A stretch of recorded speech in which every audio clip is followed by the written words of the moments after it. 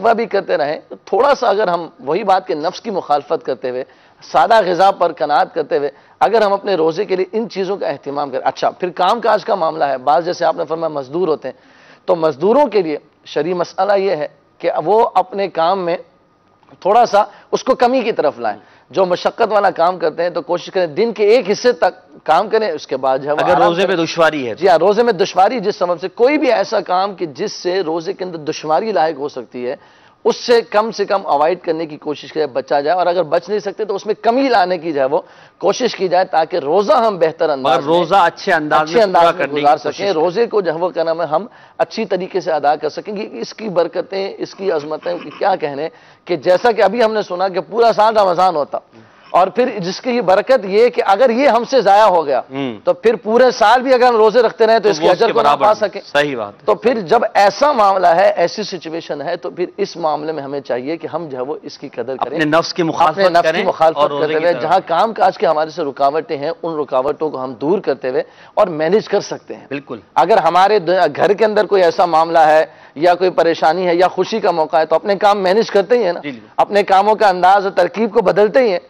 تو اللہ کی رضا کے لیے ماہ رمضان میں ہم اللہ کو راضی کرنے کے لیے، اس کو خوش کرنے کے لیے اگر اپنے معاملات میں کمی لائیں اور پھر خالصتاً دین کے لیے، عبادت کے لیے وقت کو متعین کریں تو انشاءاللہ ضرور کامیابی نصیب ہوگی۔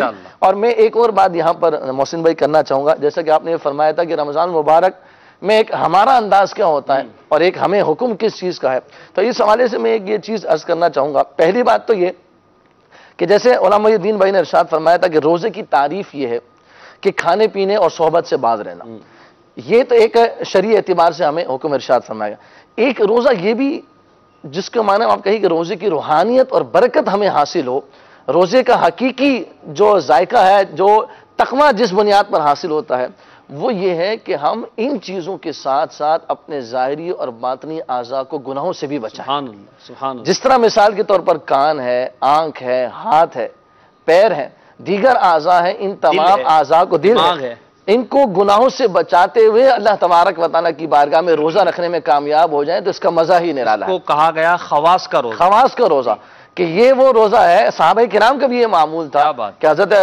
ایک صحابی رضی اللہ تعالیٰ ارشاد فرماتے ہیں کہ روزہ کیا ہے؟ روزہ یہ ہے کہ تم اپنی سماعت کو، اپنی بصارت کو گناہوں سے بچانے میں کامیاب ہو جاؤ۔ تو یہ ایک روزے کا حقیقی تصور اس لحاظ سے بھی ہے کہ جہاں ہمیں کھانے پینے سے باز رہنا ہے، اچھا جہاں پر محی الدین بھائی نے ارشاد میں تصور یہ ہے کہ اللہ تعالیٰ مجھے دیکھ رہا ہے، یعنی ہمارے یقین کتنا کامل ہے کہ بند کمرے میں بھی ہم کھانا نہیں کھا رہے، اے کاش کہ گناہ کرتے وقت بھی ہمارا یقین اتنا مضبوط ہو کہ میرا رب مجھے دیکھ رہا ہے۔ یعنی ہم یہ گناہوں سے بچنے میں کیسے کامیاب ہو سکتے ہیں، اپنے کان، آنکھ کو، دیگر اعضاء کو گناہوں سے کیسے بچا سکتے ہیں کہ ہم محسوس کریں کہ ہمارا رب عز و جل حدیث پاک میں نا، حدیث جبریل میں، عبادت اس طرح کر کے گویا تو اپنے رب کو دیکھ رہا ہے، اگر ایسا نہیں تو وہ تو تجھے دیکھ رہا ہے، وہ تو تجھے دیکھ رہا ہے۔ اس طرح عبادت کرو، اپنے اعمال کو کر، رمضان کو بھی اسی طرح گزاریں گے تو انشاءاللہ رمضان کی حقیقی برکتیں نصیب ہوں گی۔ ہم اپنے اگلے سیگمنٹ کی طرف بڑھتے ہیں، ہمارے بلال بھائی انشاءاللہ اس سیگمنٹ میں ہمیں مدنی پھول دیں گے۔ بلال مدنی، سیگمنٹ کا نام ہے قرآنی مثالیں۔ صلو علی الحبیب صلی اللہ علی محمد صلی اللہ علیہ وسلم۔ یا رمضان یا رمضان یا رمضان۔ جی بلال بھائی، قرآنی مثالوں میں آج آپ ہمیں قرآن مجید فرقان حمید کے حوالے سے کیا بیان فرما رہے ہیں؟ بسم اللہ الرحمن الرحیم۔ مثالیں، اس سے مراد وہی مثالیں ہیں جو عمومی طور پر کسی بات کو سمجھانے کے لیے دی جاتی ہیں۔ ٹھیک۔ جو پچھلی آسمانی کتابیں تھیں اس کے اندر باقاعدہ صورتیں ہوتی تھیں، ان کا نام ہوتا تھا سورۃ الامثال، اچھا، جس کے اندر باقاعدہ مثالیں ہی بیان کی جاتی تھیں مختلف امور سے متعلق۔ ٹھیک۔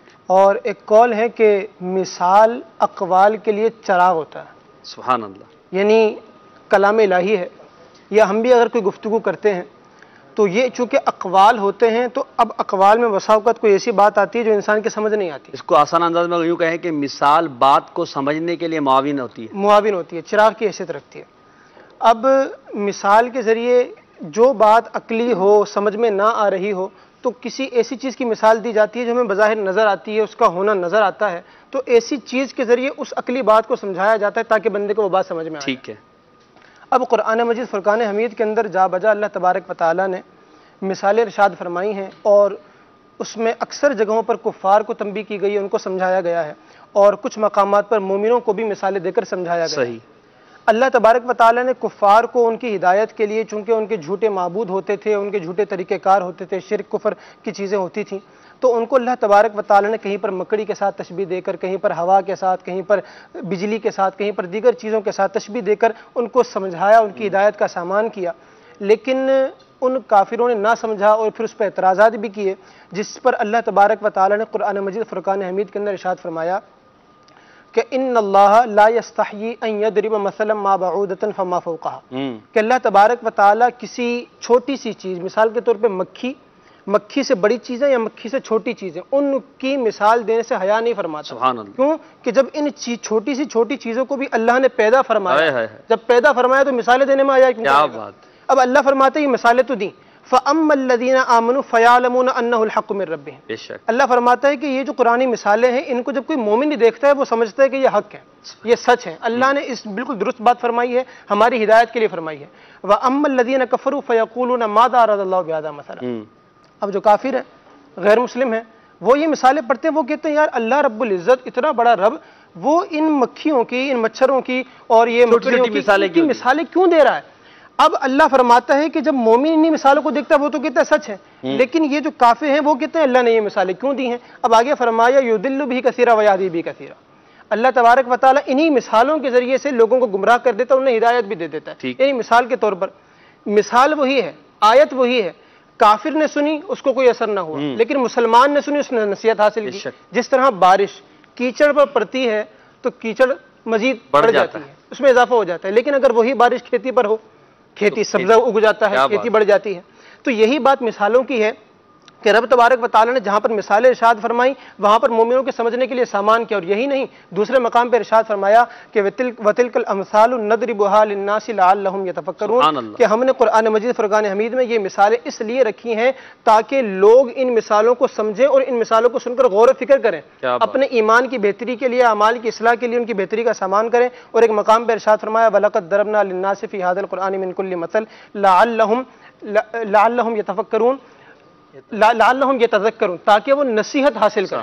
یعنی دو چیزیں ہیں مثالوں کے بیان کرنے میں کہ جب بندہ ان کو سنتا ہے تو غور و فکر کرتا ہے کہ مثال دی گئی مجھے، اب اس سے مجھے اپنے لیے مدنی پھول کیا لینا ہے، اور دوسری چیز نصیحت حاصل کرتا ہے کہ دیکھو یہ مثالیں سن کر کافروں نے بھی کلمہ نہ پڑھا، وہ مسلمان نہ ہو سکے، ان مثالوں سے اپنی ایمان کی ہدایت کا سامان نہ کر سکے، لیکن ہم مسلمان ہیں، قرآن مجید ہم کی ہر بات ہمارے لیے حق ہے، تو ہم نے اگر یہ مثالیں سننی ہیں تو ان سے اپنی اصلاح کا سامان کرنا ہے۔ تو انشاءاللہ عز و جل آگے سلسلوں میں قرآن مجید فرقان حمید کی آیتوں میں سے کوئی ایک مثال انشاءاللہ بیان کی جائے گی، اور اس سے انشاءاللہ حاصل ہونے والے مدنی پھول۔ قرآن ہے ہی ہدایت کے لیے، تو مثال کے ذریعے بھی ہدایت دی جائے گی، سمجھایا جائے گا، بیان کیا جائے گا، تاکہ بندے اللہ تبارک و تعالیٰ کا قرب پائیں اور ہدایت کو حاصل کریں۔ ماشاءاللہ قرآنی مثالیں، یہ ہمارا آج کا سیگمنٹ تھا، اس میں آپ نے قرآنی مثالوں کے حوالے سے بہت ہی پیارا کلام سنا۔ آئیے کچھ ہم مزید کالز کی طرف بڑھتے ہیں اور دیکھتے ہیں کہ ہمارے ناظرین ہم سے کیا کہنا چاہتے ہیں۔ جی کال دیجیے گا۔ سے بات کر رہا ہوں، عرض یہ کرنی ہے جو مسواک ہے یہ روزہ رکھ کے کس ٹائم تک کی جا سکتی ہے؟ جی غلام محی الدین بھائی، آپ نے ویسے جواب دیا تھا، کس ٹائم کر سکتے ہیں؟ جب بھی کریں، روزے کی حالت میں کسی بھی وقت بھی کرنا، کوئی خاص وقت اس کا متعین نہیں ہے، جب بھی کریں سنت کی نیت سے کریں، انشاءاللہ ثواب ملے گا ماشاءاللہ۔ یعنی روزے کی حالت میں مسواک کرنا سنت ہے، آپ جب بھی چاہیں کر سکتے ہیں۔ حضور اگر تھوڑی سی یہ بھی وضاحت فرما دیں، جیسے آج کل بعض مسواکیں آتی ہیں جو ذائقے والے، ایسنس ڈلے ہوتے ہیں، ہاں ذائقے والی بھی ہوتی ہیں، اور وہ اس کا استعمال کرنا کیا کوشش کر کے وہ ذائقہ کوشش کر کے آپ اندر منہ کے اندر حلق کے اندر نہ لے کر جائیں۔ اسی طرح جو مسواک کے ریشے ہوتے ہیں وہ بھی اگر اندر چلے گئے تو اس سے بھی روزہ ٹوٹ جانے کا امکان ہے، تو کوشش کر کے مسواک کا جو ذائقہ ہے حتی الامکان اس کو کلی کر کے آپ واپس۔ سادی والی مسواک کا تو مسئلہ نہیں ہے نا؟ ہاں اس کا تو مسئلہ نہیں ہے، جس کی یہ بات کر رہے ہیں اس کا مسئلہ ہے کہ وہ واقعی ایسنس اور اس طرح کی چیزیں ہوتی ہیں تو اس کو فلیور ہے، لیمو والی بھی آ رہی ہے تو آم والی بھی آ رہی ہے، تو پتہ نہیں کس ایک چیز ہے محسن بھائی کہ وہ بہار شریعت کے اندر بھی یہ بات لکھی ہے کہ بعض لوگ یہ کہتے ہیں کہ دوپہر کے بعد مسواک نہیں کرنی چاہیے، تو صدر الشریعہ علیہ رحمٰن نے ارشاد فرمایا، جی خاص مسئلہ بیان فرمایا کہ بعض لوگ جو وہ کہنا ان کے یہاں یہ کہہ رہے دوپہر کے بعد مسواک نہیں کرنی چاہیے، تو روزے میں مسواک بالکل کر سکتے ہیں، چاہے دوپہر کے بعد ہو، عصر کے بعد ہو، صبح ہو، لیکن وہی بات کہ ایسی مسواک نہ کی جائے جو ذائقے والی ہو، سادہ مسواک کرنے میں کوئی حرج نہیں۔ ٹھیک ہے ماشاءاللہ۔ اگلی کال۔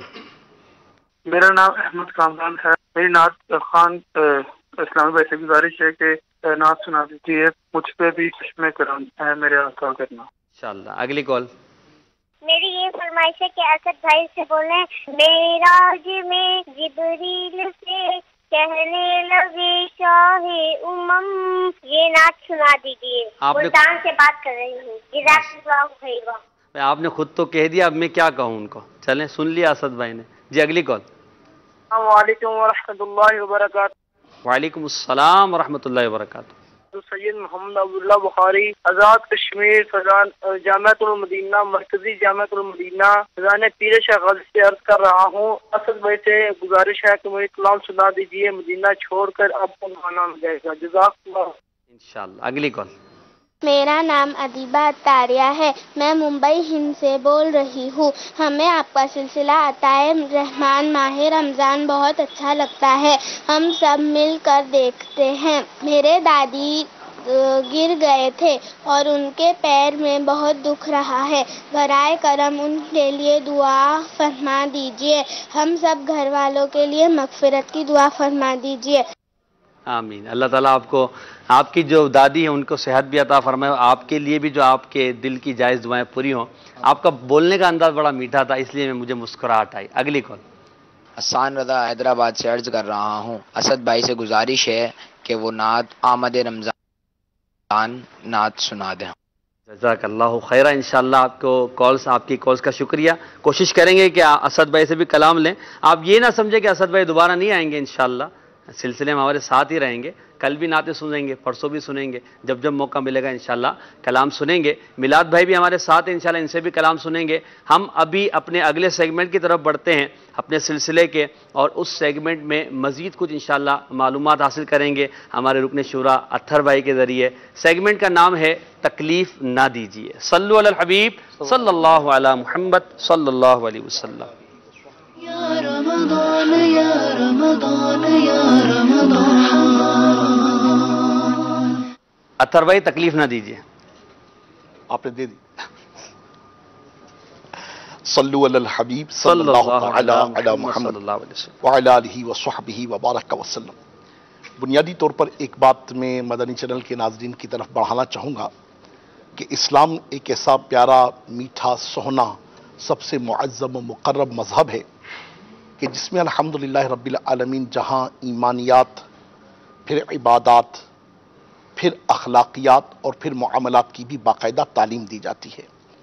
یہ مختلف مذاہب کی طرح نہیں کہ جہاں پر صرف ان کے جھوٹے خداؤں کی عبادت کے علاوہ جو جب جہاں جیسے جس طرح کرنا چاہے ویسا ہی کرتا رہے، اس کے تعلق سے ان کے مذاہب میں کوئی باقاعدہ تعلیم نہیں ہے، مگر ثم الحمدللہ رب العالمین اسلام ایسا پیارا، میٹھا، سہنا مذہب ہے کہ جس نے زندگی کے ہر معاملہ و معمول پر ہماری بھرپور رہنمائی فرمائی ہے۔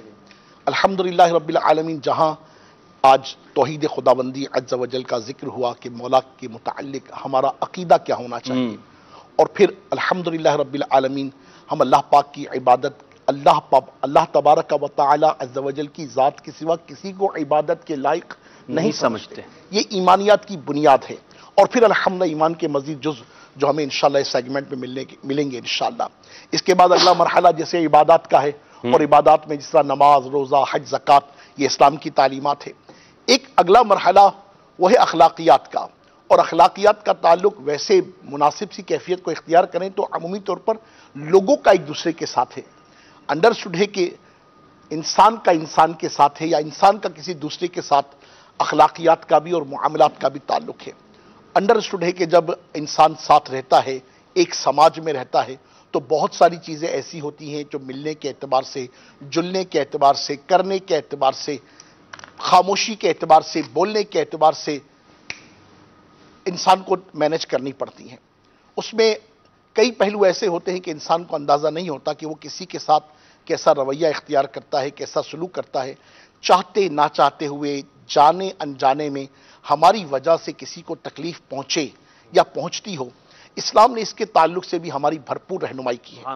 آئیے میں آپ کی خدمت میں سب سے پہلے نبی پاک صاحب لولاک، سیاح افلاق، فخر موجودات، سید سادات صلی اللہ علیہ وبارک وسلم کی ایک حدیث پاک عرض کرتا ہوں۔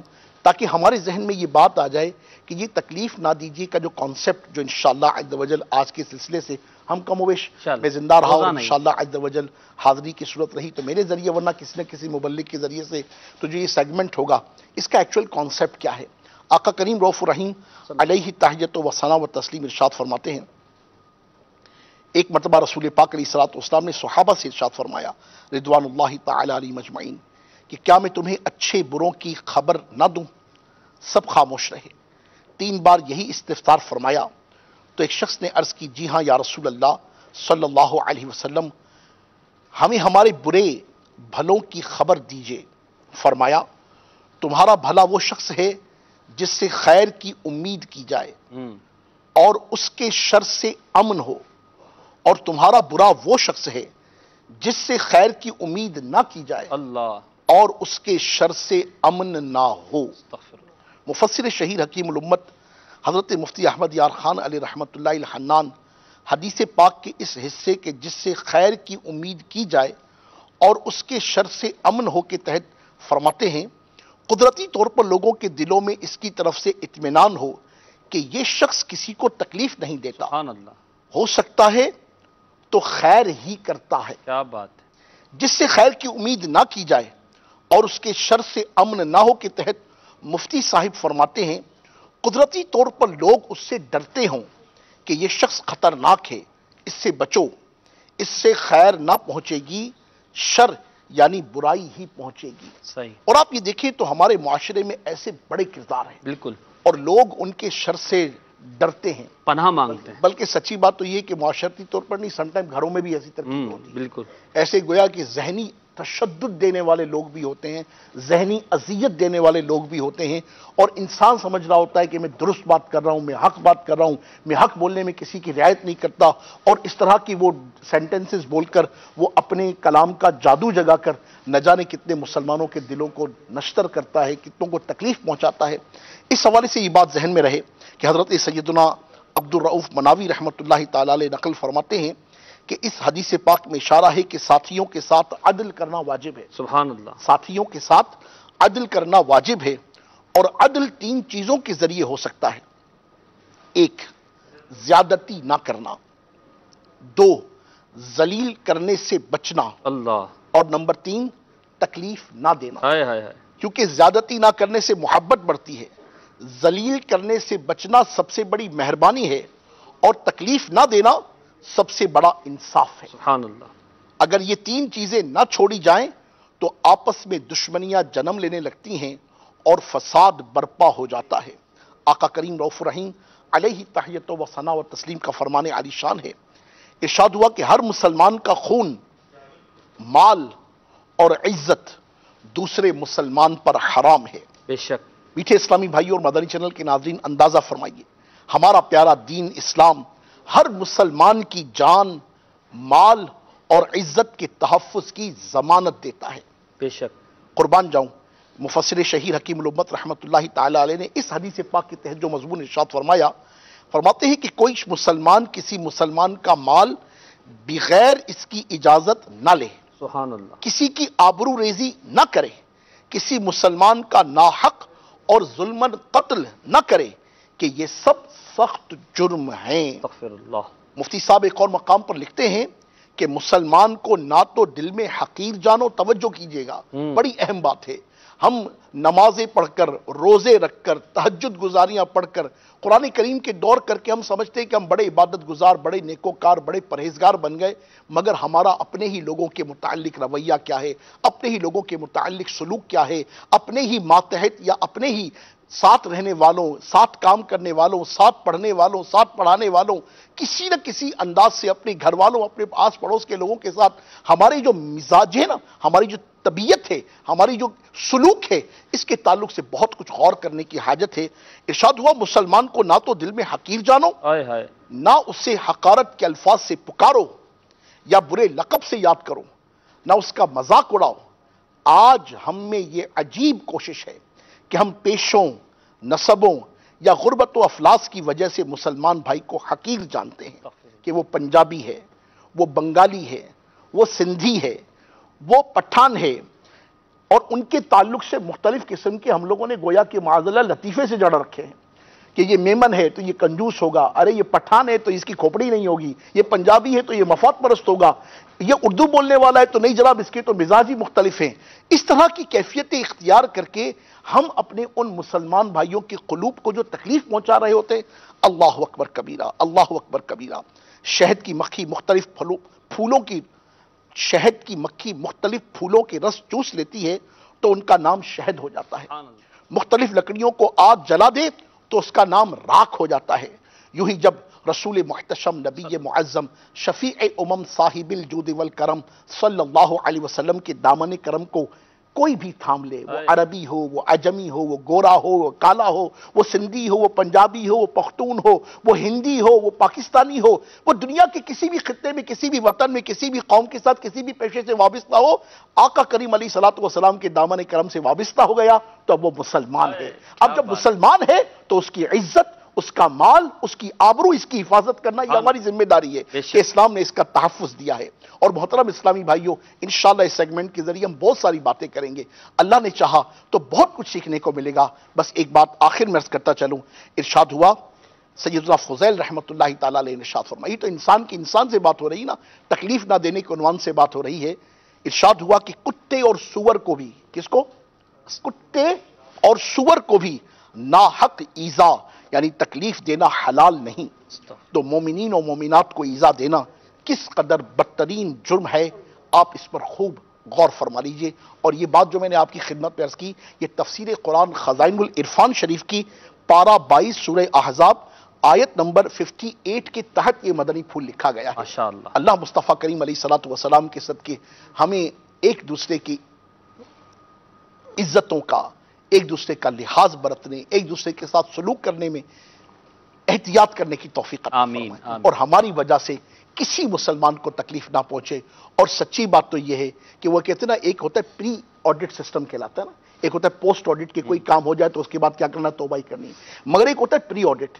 اور ایسے بھی ماشاء اللہ عز و جل بااخلاق لوگ ملتے ہیں، وہ اپنے ہر معاملے میں تکلیف معاف کا لفظ استعمال کرتے ہیں۔ کیا بات، یار معاف کیجیے گا، یار تکلیف معاف، یار تکلیف معاف۔ تو یہ لفظ تکلیف معاف کہنا اگلے کے دل میں کتنی خوشی داخل کرتا ہے۔ واللہ عرض کر رہا ہوں آپ کی خدمت میں، اپنے سلوک کو دیکھیے، اپنے اندر مثبت رویے لے کر آئیے، اپنے مزاجوں میں عاجزی لے کر آئیے، مسکراہٹ کی کیفیت اختیار کیجیے، ہر ایک کو اپنے سے بڑھ کر جانیے، بہتر جانیے، ورنہ کم از کم اپنے جیسا تو جانیے، کسی کو حقیر نہ جانیے، کہ کسی کو حقیر جاننا خدا پاک عز و جل کی قسم در حقیقت مولا کی جناب میں جو آپ کو لے کر جائے گا نا، آپ غور کیجئے گا کہ کیا ہوگا، کہ یہ تکبر ہے۔ انڈرسٹوڈ، انسان کسی کو حقیر جانتا ہے تو اس کا مطلب کیا ہے کہ وہ I am now you know what am I، میں ہوں کیا تم جانتے نہیں ہو۔ تو یہ کیفیت جو ہے نا میرے محترم اسلامی بھائیو، احادیث پاک کا مفہوم ہے۔ ارشاد ہوا کہ کل بروز قیامت مولا تبارک و تعالی عز و جل کی جناب میں یہ متکبرین، یہ پراؤڈ کرنے والے، یہ مال کے اعتبار سے، جان کے اعتبار سے، حسب کے اعتبار سے، نسب کے اعتبار سے، پروفیشن کے اعتبار سے، ایجوکیشن کے اعتبار سے، نالج کے اعتبار سے، کسی بھی اعتبار سے اگر کسی مسلمان کو حقیر جانتے ہیں، روایتوں کا خلاصہ ہے کہ کل بروز قیامت ایسا شخص چوٹی کی شکل میں اٹھے، ساری مخلوق اسے رونتی ہوئی چلی جائے گی۔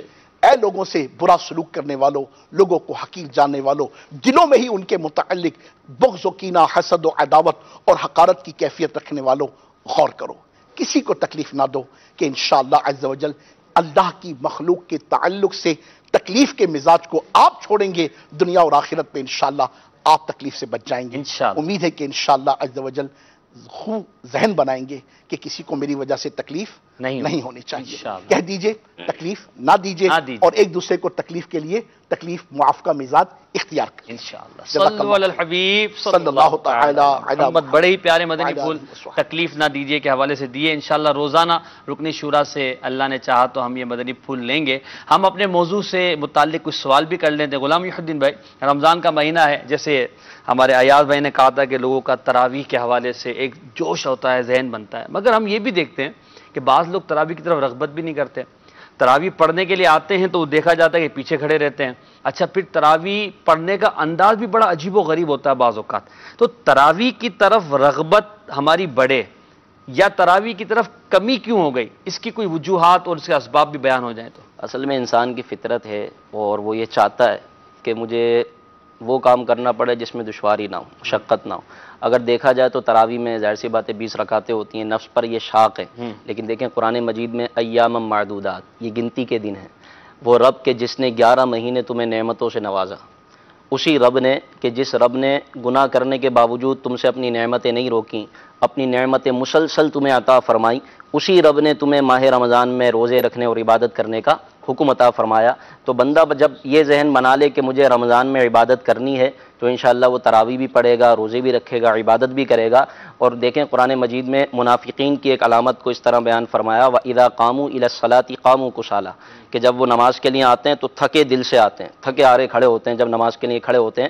تو ہمیں اس سے بچنا چاہیے۔ اور تراویح کیا ہے؟ قرآن مجید کا سننا، ایک تو نماز کا ثواب الگ، پھر ختم قرآن، اور یہ اس کے لیے بڑا زبردست ایک پیغام ہے کہ جس کو قرآن مجید پڑھنا نہیں آتا اور وہ سب کو دیکھتا ہے اور بڑی حسرت بھری نگاہوں سے دیکھتا ہے کہ کاش میں بھی رمضان میں قرآن مجید پڑھ کے ختم کرتا، کیونکہ لوگوں کا ذہن ہوتا ہے۔ تو اولاً تو اس کو بھی کوشش کرنی چاہیے، جگہ جگہ الحمدللہ مدرسہ بالغان کی ترکیب ہوتی ہے، لیکن ایک بات بتانے کی ہے کہ بندہ کم از کم یہ تو ذہن بنائے چلو میں قرآن پڑھ نہیں سکتا، کم از کم تراویح میں شرکت کر کے میں اپنے رب کا پورا کلام سن تو لوں۔ کیا بات ہے، رب کا کلام، یہ ذہن بنا لے کہ مجھے اپنے رب کا کلام سننا ہے، تو انشاءاللہ اس کو وہ لذت ملے گی۔ آپ دیکھیے کہ ایک ورزش کرنے والا نوجوان، کیونکہ عموماً تراویح میں بیچارے اکثر لوگ وہ ہوتے ہیں جو بوڑھے حضرات ہوتے ہیں، اور جو ہمارے جب نوجوان آ بھی جاتے ہیں نا تو وہ نماز کس طرح پڑھتے ہیں، جب امام صاحب رکوع میں جاتے ہیں پھر وہ تراویح میں شریک ہوتے ہیں، اور باقی باقاعدہ جو بوڑھے حضرات معمر حضرات ہوتے ہیں وہ الحمدللہ پوری تراویح پہلی صف میں نظر آتے ہیں اور پوری تراویح مکمل پڑھتے ہیں۔ تو ہمارے نوجوانوں کو غور کرنا چاہیے، ہم سب کو غور کرنا چاہیے، رب کی عبادت ہے۔ ایک دیکھیں دنیاوی اعتبار سے کسی کو بولا جائے کہ وہاں فلاں جگہ ویکینسیاں آئی ہیں اور 1 لاکھ روپے آپ کو ماہانہ نوکری کے دیے جائیں گے، تو راتوں رات لمبی لمبی لائنوں میں لگے رہیں گے، کوئی دشواری نہیں ہوگی۔ ایک ورزش کرنے والا نوجوان ہے جو باڈی بلڈنگ کرتا ہے اور سب کچھ کرتا ہے، وہ پسینے بھی آ رہے ہیں، تھک رہا بھی ہے، محنت بھی کر رہا ہے، سب کچھ ہو رہا ہے، لیکن اس کے باوجود وہ ڈپ سے بھی لگا رہا ہے، وہ سب کچھ کر رہا ہے، کیونکہ یہاں پر اس کو جسم کو اچھا کرنا ہے۔ صحیح۔ تو بھائی قبر کو اچھا کب کریں گے؟ تراویح پڑھیں انشاءاللہ۔ جس طرح ہم اپنے ظاہری اعتبار سے جسم کو سنوارتے ہیں اور اپنے گھر کو آراستہ کرتے ہیں اور ہر چیز کو اچھا رکھنے کی کوشش کرتے ہیں، تو ہم نے کل قبر میں جانا ہے، اس کی تیاری کریں، اس قبر کو اچھا کرنے کی کوشش کریں، اور یقین مانیں کہ قرآن کو سننا، قرآن کو پڑھنا یہ اندھیری قبر کا چراغ ہے۔ انشاءاللہ اس سے روشنی ہوگی۔ تراویح میں ہمیں بالکل پابندی کے ساتھ شرکت کرنی چاہیے، اور یہ پورے 27 روزہ قرآن سنیں، 29 روزہ سنیں، اور 29 دن کی پوری پڑھیں، اور اگر 4 5 6 دن کی پڑھیں تو اس کے بعد بھی مسجد میں آ کر تراویح پڑھنے کی سنت ادا کریں۔ بالکل ماشاءاللہ۔ صلو علی الحبیب۔ پہلو میرے ذہن میں تھا صلی اللہ تعالی علی محمد وعلی آلہ وصحبہ وسلم، ایک انگلش کا مقولہ ہے، وہ کہا جاتا ہے پریکٹس از بیک پرفیکٹ، کہ انسان جس چیز کے متعلق پریکٹس کرتا رہتا ہے نا بالآخر اس کے معاملے میں مکمل ہو جاتا ہے، پرفیکٹ ہو جاتا ہے۔ ٹھیک ہے۔ تو جو الحمدللہ رب العالمین روزانہ عشاء کی نماز میں 17 رکعتیں پڑھنے کا مزاج رکھتا ہے نا، اور وہ عادی ہوتا ہے، تو اس کے لیے پھر نسبتاً تراویح کا اختیار کرنا مشکل آسان ہو جاتا ہے۔ اچھا، پھر اگر فار ایگزامپل ایک بات، یعنی ایک پہلو یہ تو ایک ہی ہو گیا کہ کاش کہ ہم پورا سال اگر عشاء کی نماز 17 رکعتیں واقعی ادا کرتے تو یہ 20 رکعت یقین مانے کوئی مشکل امر نہیں، الحمدللہ رب العالمین۔ دوسرا پہلو جو میں آپ کی خدمت میں عرض کرنا چاہ رہا ہوں، چونکہ ہمیں اس بات کی عادت نہیں، ایک تعداد ہے جس کو عادت نہیں، یا جو ماشاءاللہ عز و جل نمازی بھی ہیں تو ایسا اتنا قیام کی پوزیشن کی عادت نہیں ہوتی، تو اس کے تعلق سے پھر مدنی پھول یہ نا کہ دنیا میں جو عمل جتنا دشوار ہے میزان عمل پر وہ اتنا ہی الحمدللہ وزندار ہے، تو یقیناً چلیے آپ ہی کی بات کو کر لیا جائے کہ اٹھتے ہوئے تکلیف ہوتی ہے، کھڑے ہوتے ہوئے تکلیف ہوتی ہے، اتنی دیر بندہ کھڑا رہتا ہے، گھٹنوں میں درد ہوتا ہے، ٹخنوں میں درد ہوتا ہے، بار بار جو ہے جمائی آ رہی ہوتی ہے، تو ہاں یہ ساری مشقتیں ہیں نا، عبادت کی ان مشقتوں کو برداشت تو کیجیے، پھر دیکھیے کہ مولا کی کیسی نعمت ہے۔ اور وندہ عرض کر رہا ہوں، یقین مانیے میں بھی الحمدللہ آپ میں سے ہوں، نسبتاً وزن چونکہ آپ سمجھ سکتے ہیں، تو یہ یقین مانیے کہ تھوڑی دشواری محسوس ہوتی ہے، مگر 20 رکعت کے بعد جو قلبی سکون محسوس ہونا یار I got it، میں نے الحمدللہ پایا، میں نے کیا، یہ محسوس ہوتا ہے باقاعدہ۔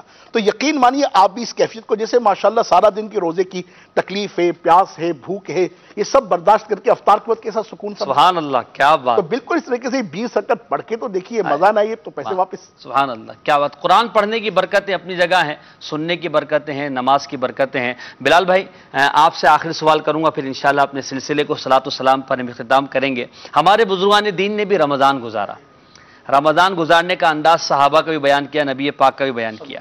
بزرگوں کی سیرت پہ سے کوئی ایک آدھ بات آپ بیان کریں کہ تاکہ ہمیں مزید ترغیب ملے. میں مختصراً چند باتیں آپ کے سامنے عرض کر دیتا ہوں. شافیوں کے عظیم پیشوا امام شافعی رضی اللہ تعالیٰ عنہ آپ رمضان مبارک میں 60 قرآن مجید پڑھا کرتے. کیا فرما رہے ہیں؟ 60. ماشاءاللہ 60. جی ہاں 60. کیا بات. 30 دن میں 30 رات. کیا بات. اللہ اکبر. امام اعظم رضی اللہ تعالیٰ عنہ ہمارے فقہ میں ہم جن کی پیروی کرتے ہیں، آپ رضی اللہ تعالیٰ عنہ 61 قرآن مجید ختم کرتے ہیں. سبحان اللہ. 61 ٹائمز. کیا بات. 30 دن میں 30 رات میں اور ایک تراویح میں. اللہ. اور یہی نہیں، عید کا دن آتا تھا، لوگ تو رمضان اگر چلیں اچھا گزار لیا تو عید کے دن ساری کسر نکال بھی لیتے ہیں، آپ عید کے دن بھی ایک قرآن مجید ختم کیا. سبحان اللہ. یوں ٹوٹل 62 قرآن مجید ہو. کیا بات ہے. آگے سنیے گا کہ ابن سیرین رحمۃ اللہ تعالیٰ علیہ جو خوابوں کی تعبیر کے حوالے سے بہت بڑے امام مانے جاتے ہیں، آپ رضی اللہ تعالیٰ عنہ رمضان کی ساری راتیں عبادت میں گزارتے، پوری رات عبادت کیا کرتے تھے.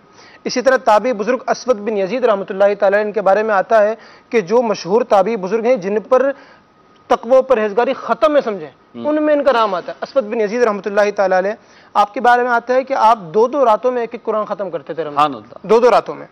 اور آرام آپ کا صرف اور صرف مغرب سے عشاء کے درمیان ہوتا ہے. اللہ اکبر. اس کے علاوہ رمضان میں آرام ہی نہیں کرتے تھے، صرف 30 قرآن پاک کا ختم وہ بھی کیا کرتے. جی جی. اسی طرح ابو رجا عمران بن ملحان رحمۃ اللہ تعالی علیہ یہ 10 روز میں ایک قرآن مجید ختم، یعنی رمضان میں 3 قرآن ختم ہو گیا. کیا بات. اسی طرح امام نخی رحمۃ اللہ تعالی علیہ شروع کے 20 دنوں میں 3 دن میں ایک قرآن ختم کرتے تھے، اور جب آخری 10 دن رہ جاتے تھے تو مزید اضافہ کرتے ہوئے 2 دن میں قرآن ختم کرتے تھے. کیا بات ہے. اسی طرح امام زہری رحمۃ اللہ تعالی علیہ فرماتے تھے کہ انما ہوا شہر تلاوت القرآن و اطعام الطعام، کہ رمضان کا مہینہ تو تلاوت قرآن اور لوگوں کو کھانا کھلانے کا مہینہ. کیا بات. اسی طرح ہماری اماں عائشہ صدیقہ طیبہ طاہرہ رضی اللہ تعالیٰ عنہ آپ کے بارے میں آتا ہے کہ ساری رات رمضان میں قرآن مجید کی تلاوت کرتی، فجر کے بعد بھی نہ سوتی. آیا روایتوں میں کہ سورج طلوع ہونے تک قرآن پڑھتی رہتی، جب سورج طلوع ہو جاتا اس کے بعد کچھ دیر آرام کیا کرتی. تو یہ ہمارے بزرگان دین رحمہم اللہ المبین قرآن مجید ماہ قرآن کے اندر ماہ رمضان میں اتنی عبادتیں کرتے تھے. کل رات جب نگران شورا مدنی مذاکرے سے پہلے کچھ گفتگو فرما رہے تھے، آپ نے فرمایا کہ اوسطاً ایک پارے میں تقریباً 18 20 22 صفحے ایسے ہوتے ہیں.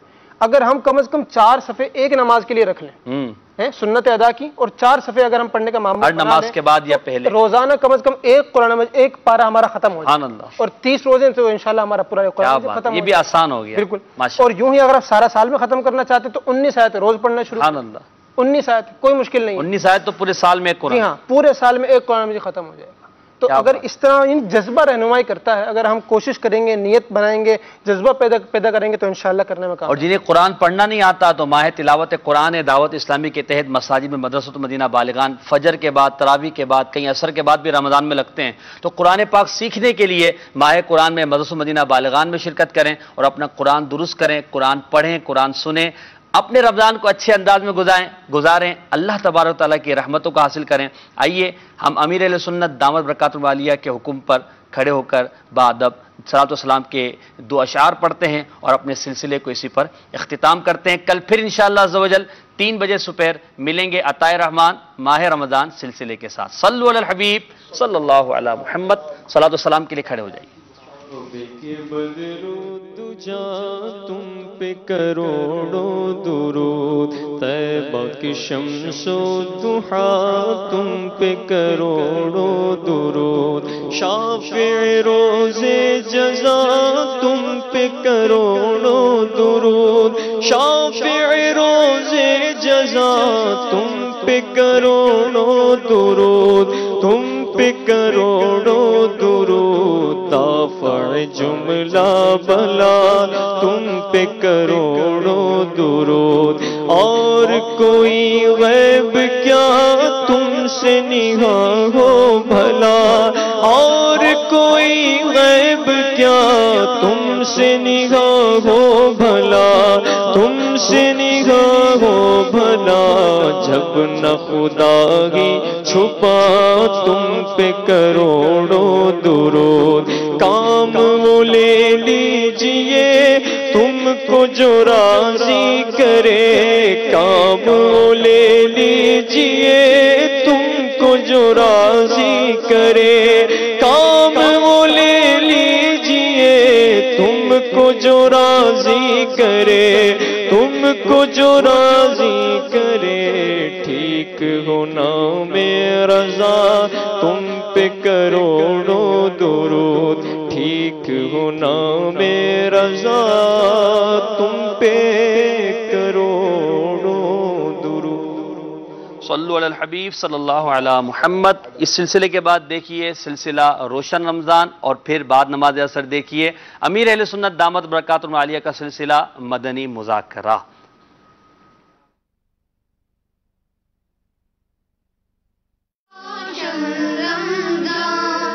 ہمارا